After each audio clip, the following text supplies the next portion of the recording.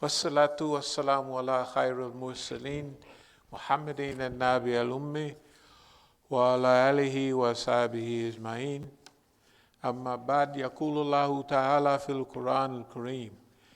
Inna Allaha wa malaikatuhu yusalluna ala nabi ya ayyuha alladhina amanu sallu alayhi wa sallimu tasliman. Allahumma salli ala Sayyidina Maulana Muhammad sallallahu alayhi wasallam. This is number 2 in our Black History presentation. And tonight I want to talk a little bit about the party, the Black Panther Party, just in general. And I also want to send a shout out. If any of y'all right now, if you got Pete O'Neill's number, he's in Tanzania, and I know he's in contact with a lot of people over here. Pete O'Neill in Charlotte. And the last I heard, Sekou Dinga was up in New York.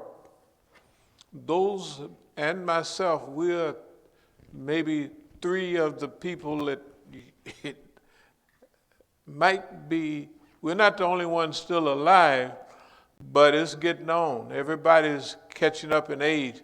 I think I'm the youngest one out of the crew, and I'll be 76 in a day or so. So tonight I want to talk about cleaning up and clearing the record. And that's your job, talking about Pete's job. And Pete O'Neill is doing a good job. Pete been in exile since way back in 69 or 70. Pete was the 72. He became the leader of the Black Panther Party in exile. Before that, he was a security in charge of security. In fact, Pete is the one that met me and spent most of the time with me because he was security. So many of the people in Algeria was not from the Bay Area. So technically, when I got there, they didn't know me. So Pete, and I'm talking to you, Pete, so you can correct anything that I might say. And also Sekou Dinga. So when I got there, Pete took my picture, and you know where you have a file on everybody. And Pete contacted Oakland. And if I say anything wrong, you can correct me all you like. The message that came back was that this guy is a legend in his own time. That's what they said from Oakland, the Black Panther Party. I want you to be aware of a few things. Half of the people in my organization had been in the party, was in the party. If y'all watch all the films, you'll see Johnny Bethia. Y'all call him Shotgun, we call him Johnny Gun. When you went to Sacramento, Johnny Gun was right there, and you can see in encyclopedias and all of that, you'll see his picture right now, and my pictures keep disappearing. All the pictures that I have, and Johnny Gun is in the background with the crew, because he joined our crew. Because I told the young brothers that some of us in the party, I said, y'all want to do something for black people? They said, yeah. I said, well, you get with me, and you'll be able to do something for black people. The first one from their crew to come over was Michael Norfolk. Michael Norfolk is still alive. He lives in East Oakland right now, and maybe he was about 18 or 19 then. I say, young fella, I wasn't but 22 myself. I said, you want to drive Cadillacs? He said, yes, sir, I want to drive Cadillacs. I said, well, you get with me, you're going to drive Cadillacs. So he became the first inductee from that crew. Now, out of that crew, which Michael Norfolk was in, they was all associates with the party and party lookalikes and some in the party. Johnny Bethia, his best friend, was in the Black Panther Party, and he went to Sacramento with the Black Panther Party. And Johnny Gunn was head of our security. Johnny Gunn, or Johnny Bethia, maybe y'all can look it up. He was head of security for our organization. Now I want you to understand where our organization was coming from. By that time, I had made a major decision. Here's a picture, Free Huey and all that. This is the Black Panther outfit. Everybody knows what it looked like. Except I had a 5-inch crown, stingy brim. Everybody else had a 3-inch, them little old stingy brim. But it just was, you would have to be from the era to understand. But I'm just saying that mine is a 5-inch crown, and it looked like a 1-inch, they call it stingy brim. Stingy because it's small. That's what that is. Okay, these are the Free Huey Newton buttons and all of that. And you can see my eyes is closed, although I can see everything. And I don't know how I did it, but I might have been smoking. Everybody think there's a weed plant in the back, but it's not. I was a major marijuana supplier. And during this period from here, this is about a year later. This is a year later. This is a big difference. This is a big jump. And I was looking in everything, and I was finding that all of the brothers, now you got to remember, I came through the penitentiary system in California. All the guys like Fleeta Drungo, you know what I mean, the Soledad brothers, what's the other, George Jackson and everybody, all of those were friends of mine. Everybody in California know that we were all friends. But I was reading the obituary, and all of them, not all of them, George got assassinated, but Fleeta lived. And he got out of the penitentiary, and I used to see him in Oakland sometime, in Berkeley, and he died I would say, of a broken heart. That's the best way I could put it.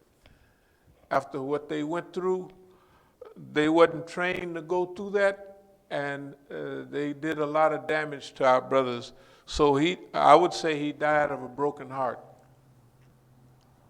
Because I talked to his mother, maybe 10 years, 7, 8 years. What's our brother that died in East Africa with Pete? He was with you, Pete. He was from L.A. Anyway, the brother that you hooked up with Eldridge's daughter and got them married in Tanzania some years ago, his name is one of the most, Geronimo Pratt. Geronimo Pratt, okay. Of course, Geronimo passed away in East Africa some years ago. But I want you to look at the difference between this and this.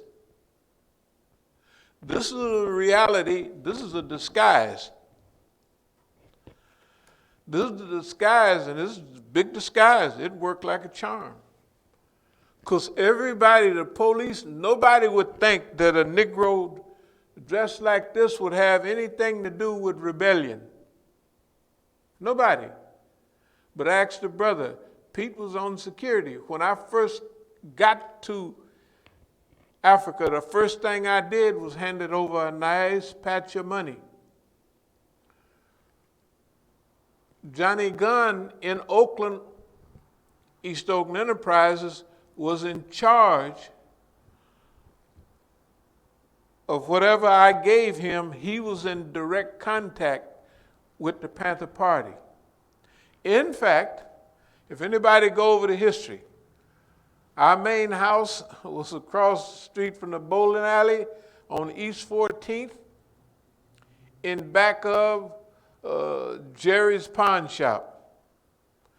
Next door to Jerry's Pawn Shop was the East Oakland office of the Black Panther Party. That's just history. So we saw each other every day. We saw each other. Where they distributed their newspaper, newspaper distribution, the East Oakland part was on 73rd and East 14th Street. Okay. For a long time, that was part of our hangout, and my main house of business at that time